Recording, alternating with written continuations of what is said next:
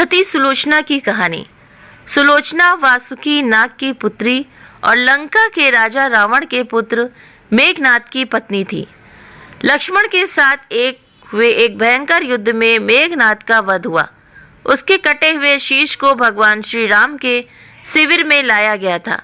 अपने पति की मृत्यु का समाचार पाकर सुलोचना ने अपने ससुर रावण से राम के पास जाकर पति का शीश लाने की प्रार्थना की, किंतु रावण इसके लिए तैयार नहीं हुआ। उसने सुलोचना से कहा कि वो स्वयं राम के पास जाकर मेघनाद का शीश ले आए, क्योंकि राम पुरुषोत्तम राम है, इसलिए उनके पास जाने में तुम्हें किसी भी प्रकार का भय नहीं करना चाहिए। रावण के महापराक्रमी पुत्र इंद्रजीत यानी कि मेघनाद का वध करने की प्रतिज्ञा लेकर लक्ष्मण जिस समय युद्ध भूमि में जाने के लिए प्रस्तुत हुए, तब राम उनसे कहते हैं, लक्ष्मण, रण में जाकर तुम अपनी वीरता और रण कौशल से रावण पुत्र मेघनाद का वध कर दोगे।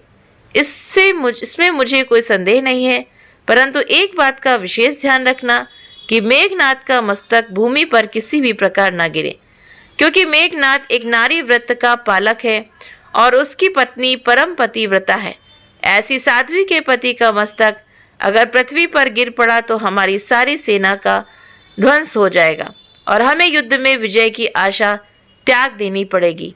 लक्ष्मण अपनी सेना लेकर चल पड़े। समर भूमि में उन्होंने वैसा ही किया। युद्ध में अपने वाड़ों से उन्होंने मेघनाद का मस्तक उतार लिया, पर उसे पृथ्वी पर नहीं गिरने दिया। हनुमान उस मस्तक को रघुनंदन के पास ले आए। मेघनाद की दाहिनी भुजा आकाश में उड़ती हुई उसकी पत्नी सुलोचना के पास जाकर गिरी। सुलोचना चकित हो गई। दूसरे ही क्षण अत्यंत दुख से कातर होकर विलाप करने लगी, पर उसने भुजा को स्पर्श नहीं किया। उसने सोचा, संभव है ये भुजा किसी अन्य व्यक्ति की हो। ऐसी दशा में परपुरुष के स्पर्श का दोष मुझे लगेगा।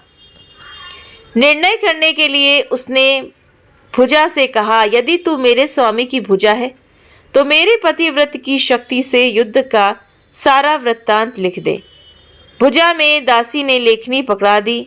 लेखनी ने लिख दिया, प्राण प्रिय, ये भुजा मेरी ही है। युद्ध भूमि में श्री राम के भाई लक्ष्मण से मेरा युद्ध हुआ।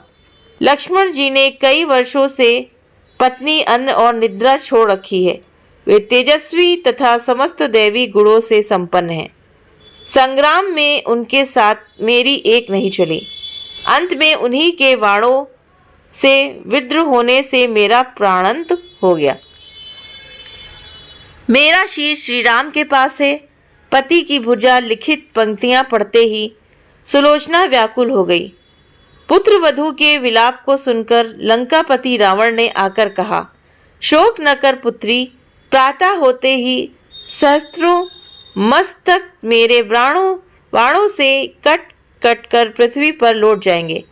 मैं रक्त की नदियां बहा दूंगा। करुण चीत्कार करती हुई सुलोचना बोली, पर इससे मेरा क्या लाभ होगा? सहस्त्रों नहीं, करोड़ों शीश भी मेरे स्वामी के शीश के अभाव की पूर्ति नहीं कर सकेंगे।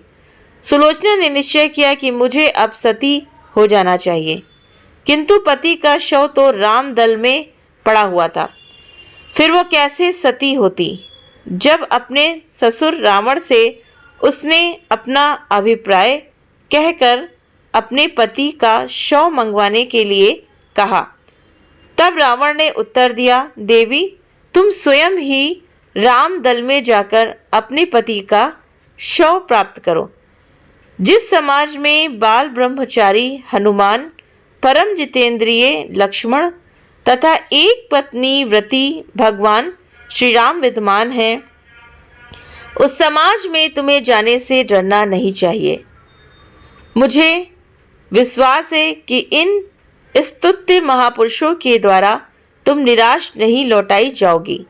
सुलोचना के आने का समाचार सुनते ही श्री राम खड़े हो गए और स्वयं चलकर सुलोचना के पास आए और बोले, देवी, तुम्हारे पति विश्व के अन्यतम योद्धा और पराक्रमी थे। उनमें बहुत से सद्गुण थे, किंतु विधि की लिखी को कौन बदल सकता है। आज तुम्हें इस तरह देखकर मेरे मन में पीड़ा हो रही है। सुलोचना भगवान की स्तुति करने लगी। श्री राम ने उसे बीच में ही टोकते हुए कहा, देवी मुझे लज्जित ना करें।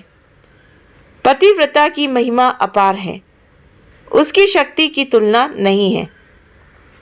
मैं जानता हूं कि तुम परम सती हो, तुम्हारे सतीत्व से तो विश्व भी थर्राता है। बताओ कि मैं तुम्हारी किस प्रकार सहायता कर सकता हूँ। सुलोचना ने अश्रुपूरित नयनों से प्रभु की ओर देखा और बोली, राघवेंद्र, मैं सती होने के लिए अपने पति का मस्तक लेने के लिए यहाँ पर आई हूँ। श्री राम ने शीघ्र ही ससम्मान मेघनाद का शीश मंगवाया और सुलोचना को दे दिया। पति का छिन्न शीश देखते ही सुलोचना का हृदय अत्यधिक द्रवित हो गया। उसकी आंखें बड़े जोरों से बरसने लगी।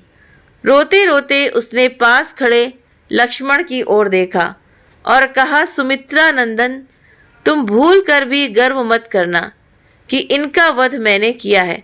मेरे स्वामी को धराशाही करने की शक्ति विश्व में किसी के पास नहीं थी। ये तो 2 पतिव्रता नारियों का भाग्य था।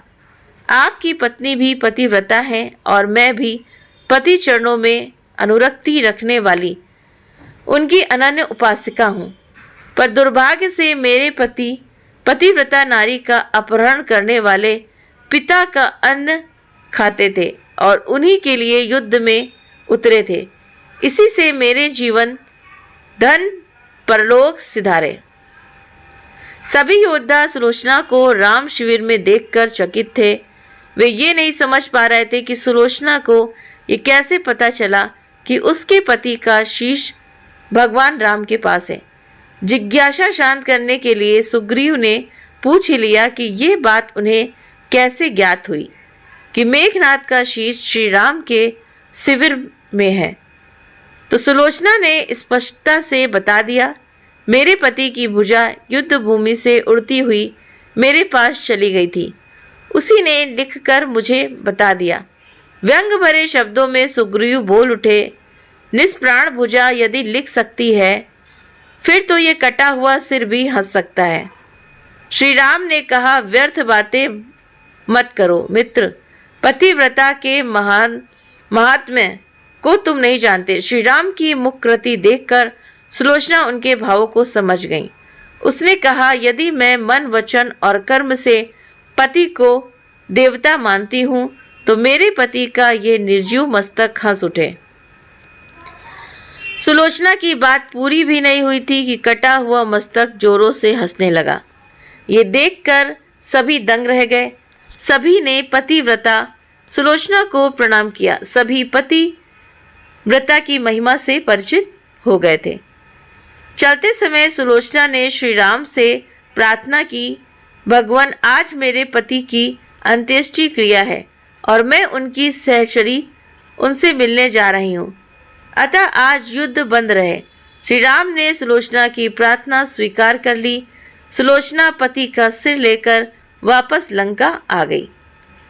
लंका में समुद्र के तट पर एक चंदन की चिता तैयार की गई। पति का शीश गोद में लेकर सुलोचना चिता पर बैठी और धधकती हुई अग्नि में कुछ ही क्षणों में सती हो गई।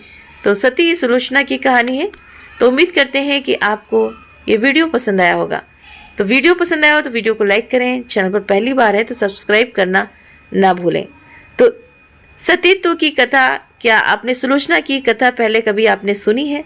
अगर सुनी है तो भी आप मुझे कमेंट करके बताइए, और नहीं सुनी है तब भी आप कमेंट करके ज़रूर से ज़रूर बताइए। और इस कहानी से आपको क्या शिक्षा मिलती है तो ये भी ज़रूर से ज़रूर बताएं, क्योंकि जो सतीत्व है पति के प्रति, जैसा सुलोचना का था, तो भगवान श्री राम ने उनकी महिमा को समझा, यानी कि सुलोचना के प्रति। देखिए भगवान कितना कृपा पात्र थे कि वो कितने भी अगर दुष्ट भी हो, रावण के पक्ष से भी कोई हो, तो भी वो उनके साथ निरादर नहीं करते थे, बल्कि उनका आदर ही करते थे। और किस प्रकार से मेघनाद का जो सिर था वो सर्व सम्मान सहित उन्होंने सुलोचना को वापस किया। तो उम्मीद करते हैं कि आप सभी इस कहानी के बारे में मुझे ज़रूर कमेंट करके बताएंगे। आप सभी के सहयोग के लिए बहुत बहुत धन्यवाद, शुक्रिया।